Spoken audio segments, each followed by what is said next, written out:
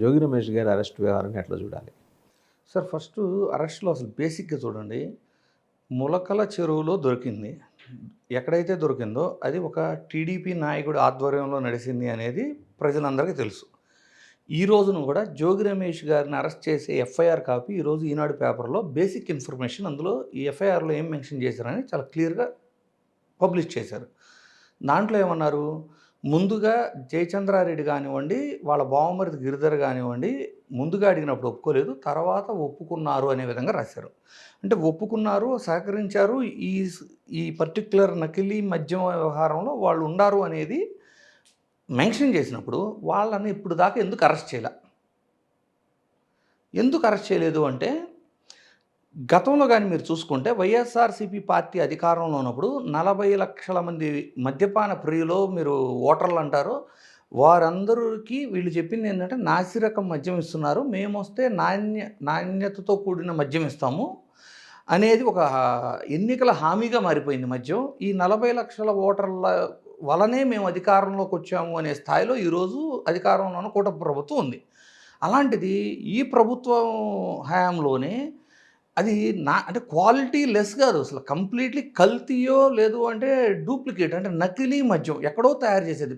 అంటే basic standards follow అవుతున్నారా లేదా, దాంట్లో ఉండాల్సిన ప్రమాణాలు ఉండయా లేవా, ఇవి కూడా టెస్ట్ చేసే పరిస్థితి లేనంత దారుణమైన పరిస్థితి రాగానే రాష్ట్ర వ్యాప్తంగా ఈ మద్యం సేవించే వాళ్ళు కొంచెం కంగారు పడవచ్చు, ఆందోళన చెందొచ్చు, అంటే రీసెంట్ ఇన్సిడెంట్స్ ఏదైనా జరుగుంటే భయం కలిగి ఉండొచ్చు. అంటే రాష్ట్ర వ్యాప్తంగా వచ్చిన వ్యతిరేకత ఏదైతే ఉంటుందో దానికి వీళ్ళు కొంచెం డిఫెన్స్ మోడ్కి వెళ్ళిపోయారు. ఆ డిఫెన్స్ ఎప్పుడైతే వెళ్ళిపోయారో ఏం చేయాలని చూశారు, ఇది ఎప్పటి నుంచో జరుగుతుంది, ఇది వైఎస్ఆర్సీపీ హయాం నుంచి జరుగుతుంది అని కొత్త కథ అల్లాలని చూస్తున్నారు. సో వాళ్ళ స్టేట్మెంట్స్ తీసుకోండి. ఇప్పుడు నేను జస్ట్ ఐఎమ్ ఎనలైజింగ్, నేను ఒక కల్పితాలు చెప్పాలని నేను చూడట్లా, నేను కేవలం ఎనలైజ్ చేయబోతున్నా. ఏం ఎనలైజ్ చేస్తున్నాం, ఈ ఫస్ట్ దొరికినప్పుడు ఏమన్నారు, ఇవన్నీ కూడా బెల్ట్ షాపుల త్రూ నడుస్తున్నాయి అన్నారు. మళ్ళీ ఏంటి మరి బెల్ట్ షాపులు ఉండటం అనైతికమా లేదు అంటే సక్రమమా, అది అక్రమమే కదా, అంటే ఇల్లీగల్ కదా. సో బెల్ట్ షాపులు ఉన్నాయని ఒప్పుకున్నారు. తర్వాత ఏమైంది, మళ్ళీ ఇబ్రహీంపట్నంలో కూడా డంపులు దొరికిన తర్వాత బాగా వ్యతిరేకత యాడ్ అయిన తర్వాత దీన్ని వైఎస్ఆర్సీపీ మీదకి కన్వర్ట్ చేయాలని చూశారు. ఇక్కడ ప్రధానంగా మీరు బాగా అబ్జర్వ్ చేస్తే వైఎస్ఆర్సీపీ అధికారంలో ఉన్నప్పుడు క్యూఆర్ కోడ్ ఉండేది. అంటే ప్రతి బాటిల్ మీద క్యూఆర్ కోడ్ ఎక్కడ తయారైంది, ఏ ఎక్సైజ్ డిపోలో నుంచి ఇది డిస్పాచ్ అయింది, ఏ వైన్, ఇవన్నీ చాలా డీటెయిల్గా ఉంటాయి. అంటే ఏ వైన్ షాపులో అమ్మకం జరిగింది అనేది కూడా ఉంటుంది క్యూఆర్ కోడ్లో. అయితే నూతన మద్యపాన విధానం తీసుకొచ్చినప్పుడు ఈ క్యూఆర్ కోడ్ని ఎందుకు తీసేశారు? మరలా ఇప్పుడు సురక్ష ద్వారా మీరు క్యూఆర్ కోడ్ స్కాన్ చేసుకోవచ్చు అని చెబుతున్నారు. ఈ క్యూఆర్ కోడ్ని ప్రస్తుతం ఎందుకు వాడుతున్నారు అనేది ప్రజలు ఆలోచించండి. ఎందుకు వాడుతున్నారు? నకిలీ మద్యమా లేక ప్రభుత్వ ఆమోదం ఉన్న మద్యమా, ఈ రెండింటినీ ఆ స్కాన్లో తెలుసుకోవచ్చు అన్నారు. అంటే మళ్ళీ చెబుతున్నానండి, నకిలీ మద్యమా ప్రభుత్వ ఆమోదం పొందిన మద్యమా అనేది స్కాన్ చేసి తెలుసుకోవచ్చు అన్నారు. సో కొత్త మద్యపాన విధానం తీసుకొచ్చిన రోజున ఇది తెలుసుకునే అవకాశం లేకుండా చేయటంలో ఉన్న ఉద్దేశం ఏంటి? గతంలో క్యూఆర్ కోడ్ ఉంది, దాన్ని కంటిన్యూ చేయకుండా ఆల్ ఆఫ్ సడన్ ఏ ఉద్దేశంతో ఆ క్యూఆర్ కోడ్ పక్కన పెట్టారు? ఆ క్యూఆర్ కోడ్ ఇప్పుడు ఎందుకు ఉపయోగపడుతుంది? నకిలీ మద్యం ఏది, ఒరిజినల్ ఏది తెలుసుకోవడానికి. సో ఆ తెలుసుకునే అవకాశం లేకుండా అది ఎందుకు ఆపారు? అంటే నేను ప్రభుత్వం టోటల్గా ఒక పర్సన్ అని చెప్పను, ఎవరో ఒకరి ప్రోద్బలం దీనికి అండగా ఉండటం, ఈ నకిలీ మద్యం వ్యాపారానికి ప్రభుత్వం తరపు నుంచి కూడా ఎవరో ఒకరి అండదండలు లేకుండా నకిలీ మద్యమా ఒరిజినల్ మద్యమా తెలుసుకునే విధానం అంతకుముందు ఉన్నప్పుడు దానిని ఎందుకు పక్కన పెట్టారు అంటే ఎవరో ఒకళ్ళ ప్రోద్బలం ఉంది అనేది. అంతకు ముందు ఉన్నది ఏ బ్యాచ్ తయారైంది, ఎక్కడ తయారైంది, ఆ డీటెయిల్స్ ఉన్నాయి.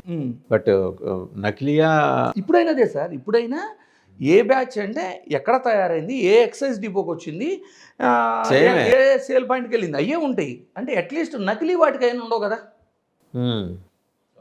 నకిలీ వాటికి అవన్నీ ఉండవు కదా. ఆ డిఫరెన్సే నకిలీ మద్యమా ఒరిజినల్ మద్యమా మీరు స్కాన్ చేసి చూసుకోండి, డీటెయిల్స్ అన్నీ వస్తాయని చెబుతున్నారు. మరి గతంలో ఉన్నదాన్ని ఎందుకు తీసేశారు? ఇప్పుడు కేవలం నకిలీ మద్యం వైఎస్ఆర్ గతంలో ఉన్నదానికి కూడా ఇలాంటి ఫెసిలిటీ ఉందా? ఉంది సార్, ఉంది. కేవలం వీళ్ళు యాప్ నుంచి అంటే డైరెక్ట్గా వైఎస్ఆర్సీపీ ఇంట్రడ్యూస్ చేసిన ఏది వీళ్ళు కంటిన్యూ చేయరు, కంపల్సరీ పథకం బహుశా అది ఒక మారడము. రీజన్ అయి ఉంటుంది. అంతే, ఇప్పుడు దిశ యాప్ని శక్తి యాప్ అని పేరు మారుస్తారు, కింద పాపం ఇన్స్టాలేషన్ డేట్ అదే ఉంటుంది, కింద రివ్యూస్ పాత రివ్యూసే ఉంటాయి. అట్లా బేసికల్లీ ఏంటంటే ప్రభుత్వం మారినప్పుడు కొంచెం రాజకీయ ప్రయోజనాల కోసం చిన్న చిన్న పేర్లు మారుస్తారు. ఉంటాయి. బట్ ఇక్కడ క్లియర్గా అర్థం చేసుకోవాల్సింది ఏంటంటే అది ముందు ఏ ఉద్దేశంతో ఆపారు దాన్ని, అంటే ఏ ఉద్దేశం లేకుండా ఎందుకు ఆపాల్సి వచ్చింది.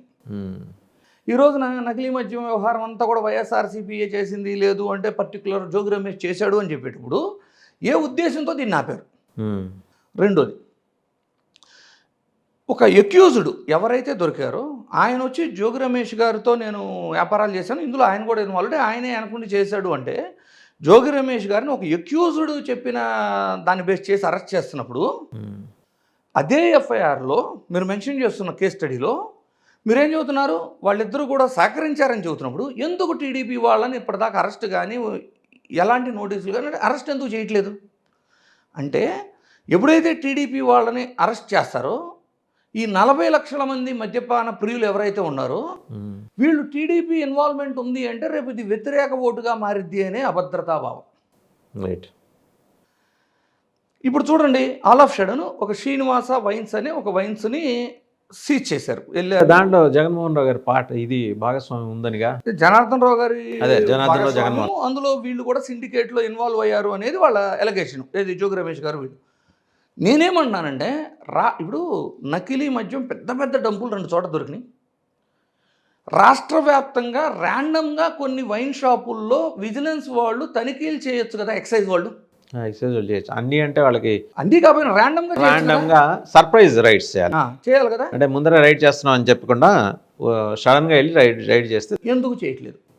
కేవలం ఒకే ఒక షాపులో చేసి, అంటే అంత ములకల చెరువులో తయారైన డంపులు, ఇక్కడ అటైతే 6,000 ఉన్న డంపులు అన్నీ ఒక వైన్ షాప్ నుంచి అమ్మేశారా. ఇతను ఎంతో ఒక 5-6 వేల లీటర్లు పారపోసాడని చెప్పి దాంట్లో మెన్షన్ చేశారుగా శ్రీనివాస్. సంథింగ్ ఇన్ని బాటిళ్ళు పారపోసారు అని, వీళ్ళు పారపోసేశారు అని చెప్తున్నారు. అంటే యాక్చువల్ చెప్పాలంటే ప్రాపర్ ఎవిడెన్స్ అనేది లేదు. అయితే అంత పెద్ద డంపులు 2 దొరికినప్పుడు ఒకే ఒక వైన్ షాప్ నుంచి అమ్మకాలు చేశారని గ్యారంటీ ఏంటి? అది కరెక్ట్ కాదు. అంటే నేనేమన్నాను, సిస్టమ్ లాగా పనిచేస్తే రాష్ట్ర వ్యాప్తంగా ఉన్న వైన్ షాపులన్నింటిలో ఎక్సైజ్ వాళ్ళు ర్యాండమ్గా తనిఖీలు చేయొచ్చు కదా, ఎందుకు చేయలేదు? దట్ కెన్ బి డన్ అండి. ఎందుకు చేయట్లేదు? ఇందులో ఉద్దేశం ఏంటి అంటే ఈ మొత్తం ఎపిసోడ్ అంతా ఇది జోగి రమేష్ గారు త్రూ వైఎస్ఆర్సీపీ వలన జరిగింది అనేది ప్రూవ్ చేయాలనేది ఒక తపన.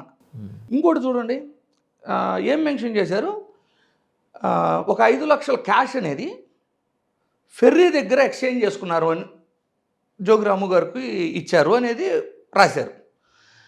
వాళ్ళు చెప్పేది ఏంటి, గత 20 సంవత్సరాలుగా జనార్దన్ రావు జోగి రమేష్ గారు సిండికేటెడ్గా చాలా వ్యాపారాలు చేశారు లిక్కర్కి సంబంధించి, ఎన్నోసార్లు 3 లక్షలు 5 లక్షలు లాంటివి తీసుకున్నారు అనేది చెప్తూ ఫెర్రీ దగ్గర తీసుకున్నామని చెబుతున్నారు. మళ్ళీ వాళ్ళే ఏం చెప్తున్నారు, వీళ్ళు ఇళ్లలో కూడా వీళ్ళు కలిశారు, మా దగ్గర సీసీ ఫుటేజ్ ఉంది అంటున్నారు. 20 ఏళ్ళగా సంబంధాలుండి 20 ఏళ్ళగా కలిసి వ్యాపారాలు చేసే వ్యక్తులు, ఇళ్లల్లోకి వెళ్ళి కూర్చొని మాట్లాడుకునే వ్యక్తులు ఇలాంటి ఒక వ్యాపారం చేసి 5 లక్షలు అందరూ చూసే విధంగా బయటికి వెళ్ళి ఒక, అంటే ఇద్దరూ కూడా వీళ్ళింటికి వాళ్ళు వెళ్ళగలరు, వాళ్ళ ఇంటికి వీళ్ళు రాగలరు, 20 ఏళ్ళగా వ్యాపారాలు చేస్తున్నారు. 5 లక్షలు మాత్రం ఫెర్రీ దగ్గరికి వెళ్ళి ఎందుకు ఎక్స్చేంజ్ చేసుకున్నారు. బేసికల్లీ ఏమైందండి సార్, ఆన్లైన్ ట్రాన్సాక్షన్ ఎవిడెన్స్ దొరకుండదు. ఇంట్లో ఎక్స్చేంజ్ చేసుకున్నారు అంటే విట్నెస్లు ఉండరు. సో వీళ్ళు ఏం చెప్పాలని చూస్తున్నారంటే, ముందు అరెస్ట్ చేయడానికి కావాల్సిన బేసిక్ విట్నెస్లో ఏదో ఒకటి కోర్టుకు సబ్మిట్ చేయడానికి బయట ఎక్స్చేంజ్ చేసుకుంటే కొంతమంది విట్నెస్ని దే కెన్ మెన్షన్, వీళ్ళు చూశారు అని మెన్షన్ చేయొచ్చు, వాళ్ళ అడ్రస్లు పేర్లు పెట్టచ్చు. ఇందులో నిజం ఎంత అని నేను మాట్లాడుతుందా. 2 వ్యక్తులు 20 సంవత్సరాలుగా పరిచయం ఉండి కామన్గా వ్యాపారం చేస్తూ ఒకరింట్లో ఒకడు కూర్చొని మాట్లాడుకునేది ఉండి 5 లక్షల ట్రాన్సాక్షన్ మాత్రం అందరూ చూసే విధంగా ఒక పోర్టు దగ్గరికి వెళ్ళి ఫెర్రీ దగ్గర ఎందుకు ఎక్స్చేంజ్ చేసుకున్నారు అంటే ఇవన్నీ చూస్తుంటే అర్థం కావట్లేదా సార్. ఇదే కదా సార్, బెల్ట్ షాపుల గురించి మళ్ళీ వెళ్దాం. అసలు బెల్ట్ షాపులు ఉండయి అని మీరు ఇందాలన్నారు కదా, తిరువూరులో ఎమ్మెల్యే ఎంపీ ఇన్ని ఉన్నాయి మా దగ్గర బెల్ట్ షాప్లో ఎమ్మెల్యే గారు అన్నారుగా, ప్యాకాట్ నడిపిస్తున్నాడు, బెల్ట్ షాపులు ఉన్నాయని చెప్తున్నారు కదా. ఆయనే చెప్పాడు. బెల్ట్ షాపులు ఉన్నప్పుడు బెల్ట్ షాపుల మీద ఎక్కడన్నా యాక్షన్ తీసుకున్నారా?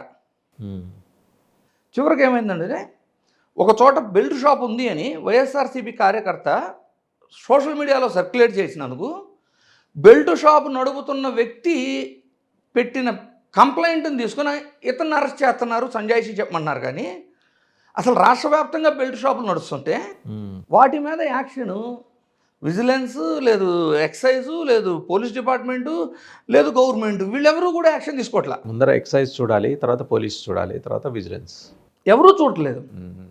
సరే ఇవన్నీ ఎలా అర్థం చేసుకోవాలి? సో ఇవన్నీ ఎలా ఉన్నాయంటే రేపటి రోజున ఆల్ ఆఫ్ సడన్ ఎవరో మర్డర్ చేశారు, జగన్మోహన్ రెడ్డి గారు చేయమన్నారని చెబితే జగన్మోహన్ రెడ్డి గారిని కూడా అరెస్ట్ చేయడానికి వీళ్ళు సిద్ధంగా ఉన్నట్టుంది.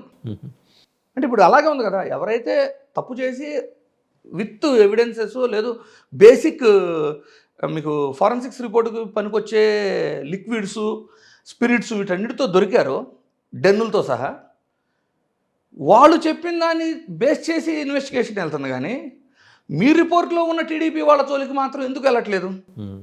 జయచంద్ర రెడ్డి గారిని ఐ థింక్ ఆయన సస్పెండ్ చేసిన తర్వాత అరెస్ట్ చేయలేదా? లేదు సార్. చేస్తే మళ్ళీ చెప్తున్నా, చేస్తే ఇందులో టీడీపీ ఇన్వాల్వ్మెంట్ ఉంది అని తెలిసిపోతుంది. అందుకని వాళ్ళు ఏం చేస్తున్నారంటే ఫస్ట్ దీన్ని మొత్తం వైసీపీ మీదకి మళ్ళించేసి చేయాలని చూస్తున్నారు.